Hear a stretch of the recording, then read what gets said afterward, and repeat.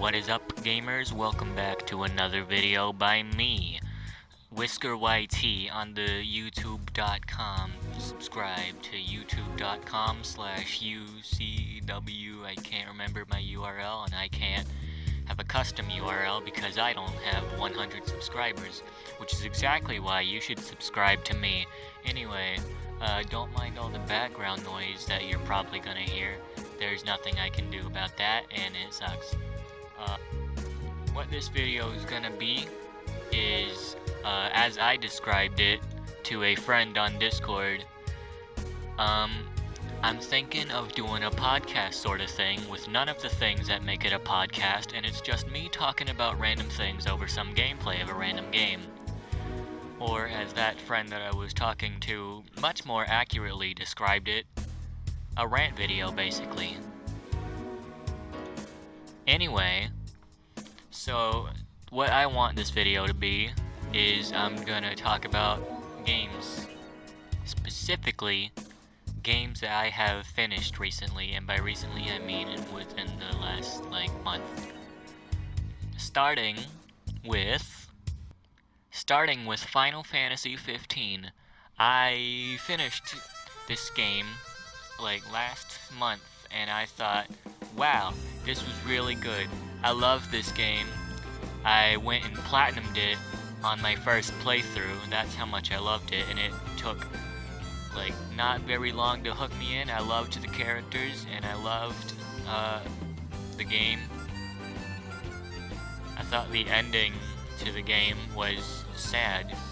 I was sad. The ending made me sad. But aside from that, the final boss, which I'm not going to spoil, but if you've played the game, you know who, because that's how games work. That's how brains work as well. I thought the final boss was kind of underwhelming, partially because I was way too overleveled, and the game's recommended level was 45. I was level 65. Oops. Another thing that I thought was cool was the combat, and I thought emphasis on the was, because if you really just boil it down, all it really is holding one button. You just hold circle, and then you watch them schmoove. You watch Noctis schmoove around the enemies, and that's kind of it. You can also hold square to dodge things, so then you're holding two buttons at once during combat. It looks cool, it's stylish, but it's not very interactive, I guess. There were very few times in the game that I had to use more than one weapon, other than just the sword, because I got the Ultima Blade in chapter 7 or 8, and that's the strongest weapon in the game. So, knowing that, it made the game really easy. It made everything about the game really easy. And that's not including the fact that your teammate can also use the other weapons, so there's no point. There's no point to the other weapons, just use swords. No one else can use swords but Noctis, just use swords. And I guess the ring too, but I never figured out how that worked. And speaking of the other teammates, that was one of my favorite parts of the game. I mean, I had a lot of favorite parts of the game, but the teammates I thought were really cool, and I liked them. Not even just the teammates, I thought all the characters were really cool. I loved Sid, because I always do. I loved the main team members. I loved Arden. Arden was really good, as in he makes you hate him really good. I like characters like that, characters that are good at making you hate them. I don't want the villain of a game, unless it's Sonic. It's oh, that's a funny villain you've got right there, then yeah, whatever. If I'm playing Final Fantasy, I don't want the villain to be oh, I've murdered your wife.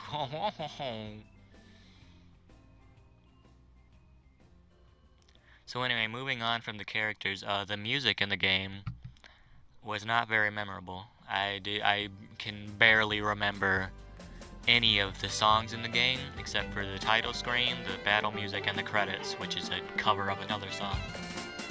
And in fact, a lot of the music that I did hear in Final Fantasy 15 was through the in-game car radio, which, if you didn't know, the car radio in that game consists of like 90% music from other Square Enix games, which, you know, that's not Final Fantasy 15, if you didn't know. Overall, Final Fantasy 15, really good, I'll give it a 9 out of 10. I'd platinum it in one run, and I did, and it was cool, and I liked it. It was a good game. Moving on, next game, more Final Fantasy. This one's gonna be the Final Fantasy VII Remake. I finished this game this last month, in March. I finished 15 in February, but I finished this game in March. I started it in March too. This game took me like 6 days to beat because I loved this game so much. First thing I want to talk about with this game is... Okay, before I get into this, I want to talk about the first disc of the original Final Fantasy VII, because that's all the remake is. Like, it's not even the full first disc of the original, it's only Midgar, with a little bit of extra stuff around the edges. It's nice. It's nice. I love how they can turn what's basically like a 7 to 8 hour portion of the first game and make it like 30 hours. That's really cool. I also loved all the characters in the game. The characters were astounding. Like, they were already great in the original, and I loved all of them. But small problem with the remake. As I just said, the remake is only the Midgard portion of Final Fantasy VII, and that's a problem because there are like 4 other characters that show up after that point, and they don't show up in the remake, which sucks, because one of those characters is my favorite in the original, Sid Highwind.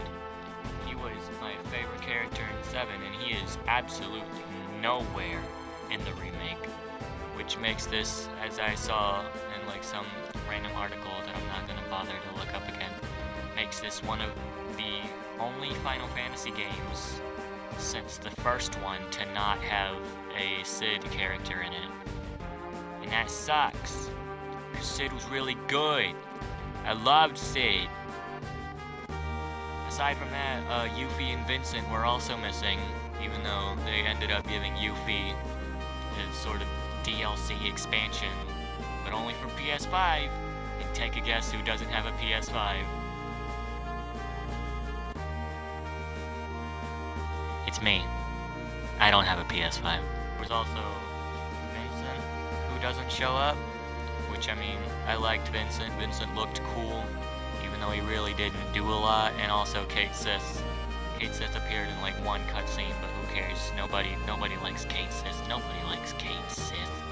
How do you even pronounce his name? It's like Ketchi. It's not even Kate Sith. It's like Ketchi. Ketchup. I hate that cat. I hate him. I hate him. I hate him. Another problem of the remake, which may be different in how important it is, depending on who you ask, is there are several scenes in the remake that don't really make a lot of sense if you haven't played the original, such as the several flashback scenes, in air quotes, that you can't see, and a lot of the Sephiroth scenes where he just shows up randomly. And that's cool if you've played the original, but if you didn't, they probably don't make a lot of sense, and you're like, why, what does this mean? So, and then that also begs the problem, I did play the original Final Fantasy VII first, and that makes the ending of the remake just a bit... I don't want to say underwhelming. I loved the ending. The ending was really good, but you just expect so more. The original was like 45 hours, 40 hours long, and seeing how Midgar was only like 7 to 8 hours of the original, it just feels like it ends too soon, you know? I know. I'm the one talking about it. Aside from that, the music in this game is fantastic, and I love everything about it. And the original's music was already godlike, and I can listen to every song in the game and be like, wow, this is great. But I can't play the music in this video, because if I do, Square Enix will personally find and slaughter me. This game is really good. I think Final Fantasy VII Remake was super good, and I think it should have won Game of the Year 2020. I give this game a 10 out of 10.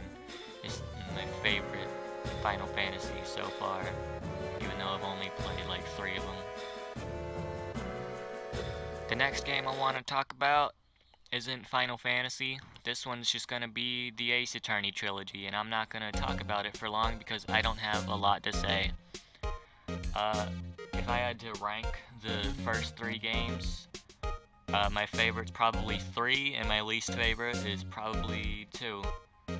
I say probably, there's no probably, that's just how it is. I think 3's the best one. I loved 3. Godot was... It took a while for him to grow on me, but after, like, episode 4 of the 3rd game, he turned into my favorite prosecutor in the series. Granted, I'm still playing through the 4th game right now, because I love Ace Attorney. I played the first 3 games, and I love this series. I'm a Capcom fanboy, and I can't stop playing Capcom games to save my life. Moving on from Ace Attorney 3, and talking about my least favorite, Ace Attorney 2. Ace Attorney 2 wasn't bad. It was not bad. It just wasn't very memorable, which is crazy, considering, you know, these games, in my opinion, tend to have very forgettable second cases. I didn't realize that also factored into the games as well. Aside from that, like, I really can't remember much from the second game. Like, if you pointed a gun at my head and told me, name the culprit of episode 2 of Ace Attorney 2, I would die. I would just die. So, don't do that. I will say the last case of the game, the final trial of Ace Attorney 2, was godlike, and I loved it very much. I loved it. So, I give the Ace Attorney trilogy another 9 out of 10. This one's is really good. I love Ace Attorney, and I love Capcom games, and I'm gonna continue playing these Capcom games till I die. When's Ace Attorney 7? Alright, that's the end of this video. Good night, everybody. Hope you all enjoyed watching. Please subscribe. Can I get to 100 subscribers before the end of the year?